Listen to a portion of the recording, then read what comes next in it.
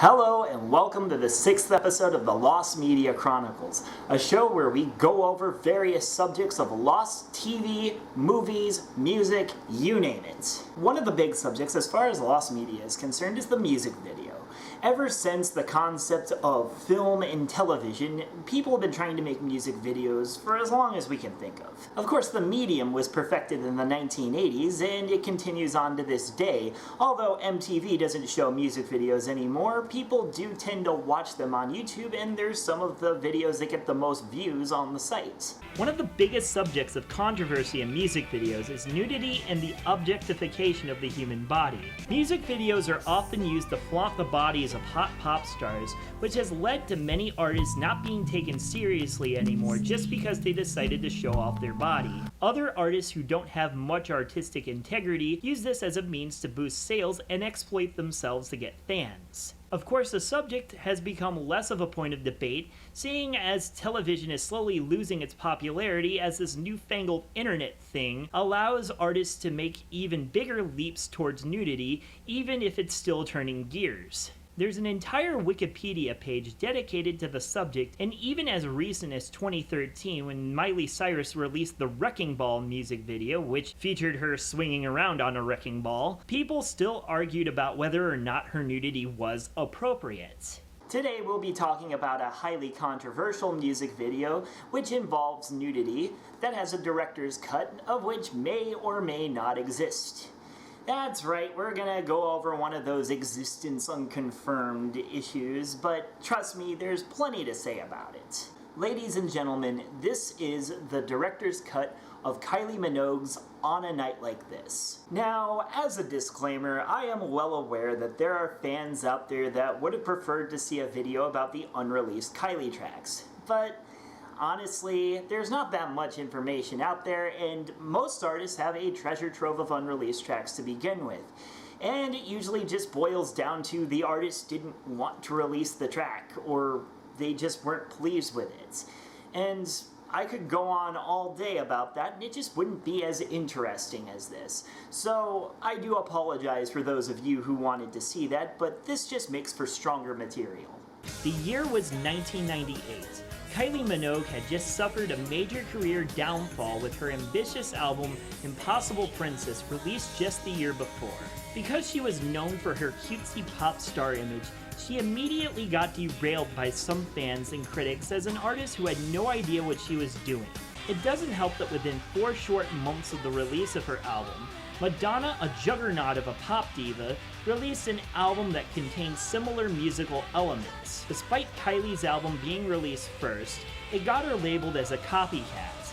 Kylie suffered some depression and even considered quitting the music business as a whole. Within the next year, she found herself wanting to return to the recording studio regardless of what had happened. Deconstruction Records had dropped her from her contract due to the massive letdown the album was, despite it still being profitable. She signed to Parlophone Records in 1999, which marked her second transition between record companies. This resulted in the album Light Years, which was released in 2000 and revitalized her career. The music video for the lead single of the album turned some heads. Spinning Around featured Kylie in some very short, tight hot pants and in various sexually suggestive positions.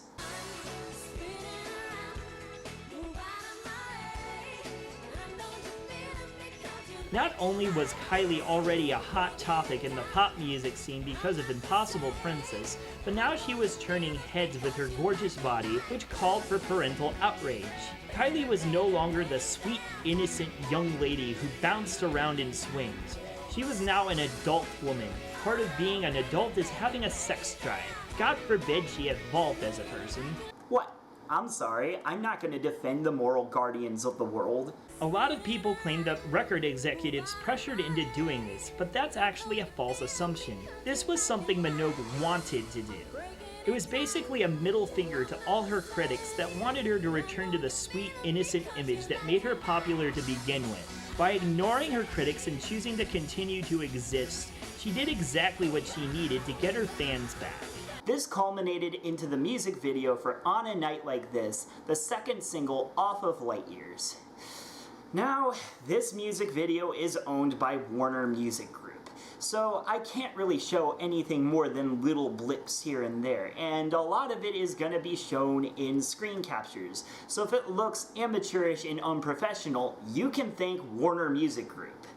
The video on its own was already steamy. It doesn't exactly have a straight narrative, but from what I can gather, it seems to be about a bored housewife of a neglectful millionaire. She's already dressed in pretty revealing outfits, and there's a final shot of her walking away from the camera, topless from behind.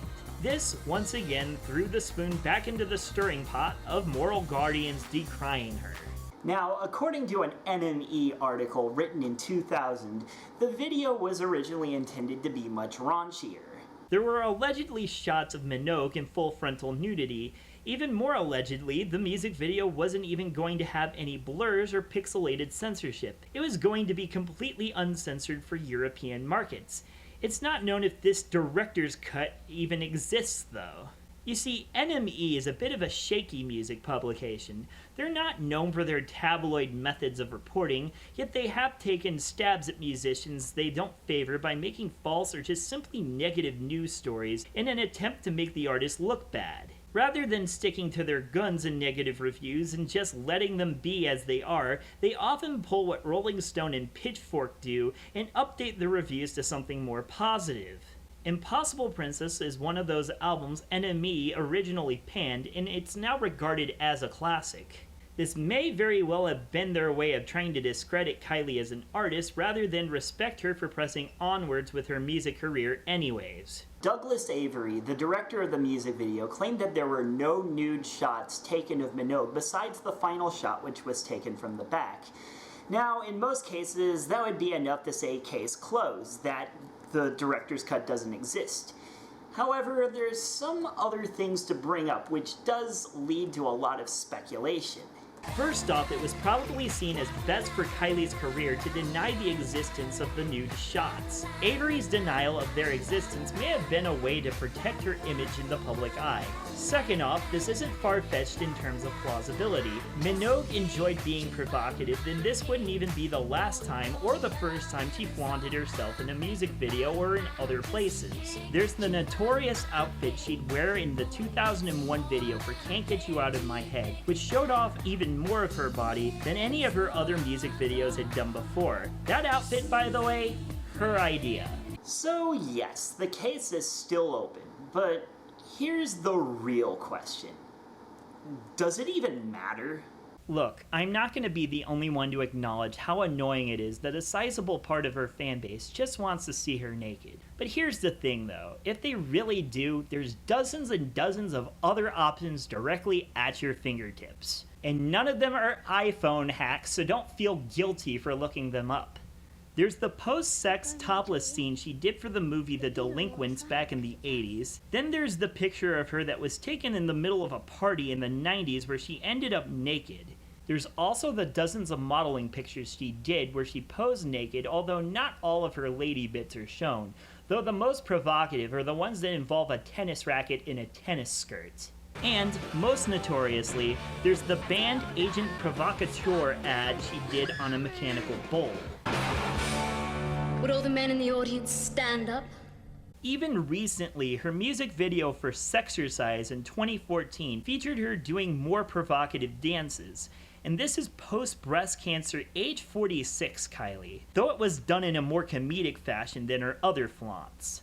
While Minogue's looks definitely do add a nice little cherry on top to an already fantastic musician, at the end of the day, it's the music that matters. And this type of debate just routinely drags the attention away from that.